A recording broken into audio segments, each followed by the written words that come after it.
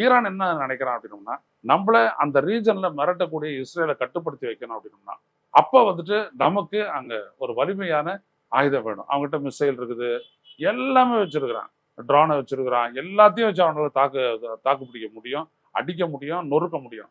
ஆனா அணு ஆயுதம் அப்படின்ற ஒரு இடத்துல தான் வந்துட்டு என்னன்னா, இதுல என்ன அந்த என்பிடியினுடைய முக்கியமானது அப்படின்னோம்னா, நான் ப்ராலிஃபரேஷன் ட்ரீட்டி என்பிடியை பொறுத்த வரைக்கும் என்னன்னா, ஒரு அணு ஆயுத நாடு இன்னொரு நாடு அணு ஆயுதத்தை உருவாக்குவதற்கு உதவக்கூடாது.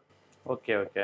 உதவக்கூடாது. அப்படி உதவுனாங்கன்னா அந்த நாடு வந்துட்டு என்பிடியை மீறதா ஒரு சர்வதேச ஒப்பந்தம் அது. அந்த நாடு தயாரிக்குதோ இல்லையோ இன்னொரு நாடு தயாரிக்க உதவி செய்யக்கூடாது. ஆமா, அந்த நாடு தயாரிக்க கூடாது. ஏற்கனவே அணு ஆயுத தொழில்நுட்பத்தை பெற்ற நாடு இன்னொரு நாட்டுக்கு வந்துட்டு உதவக்கூடாது. அந்த மாதிரிதான் இப்போ. ஸோ இப்போ வந்துட்டு இந்த உதவக்கூடிய அந்த நாட்டின் மீதே வந்துட்டு அவங்க அந்த பொருளாதார தடைகள்லாம் விதிப்பாங்க. இப்படிலாம் வந்துட்டு அதுல இருக்கு. ஸோ இப்படிப்பட்ட ஒரு சூழல்ல தான் இவங்க என்ன பண்ணாங்க, ஒரு 6 நாடுகள் சேர்ந்து ஈரானுடைய முன்னாடி ட்ரம்ப் முன்னாடி ஆட்சிக்கு வர்றதுக்கு முன்னாடியே அவங்க என்ன பண்ணாங்க, ஒரு ஒப்பந்தம் போட்டுக்கிட்டு, நீ வந்துட்டு அணு ஆயுதத்தை வந்துட்டு அமைதி வழிக்கு தான் நீ பயன்படுத்தணும், மின்சாரம் தயாரிக்க அது இதுக்காக. பைடன் காலத்துல.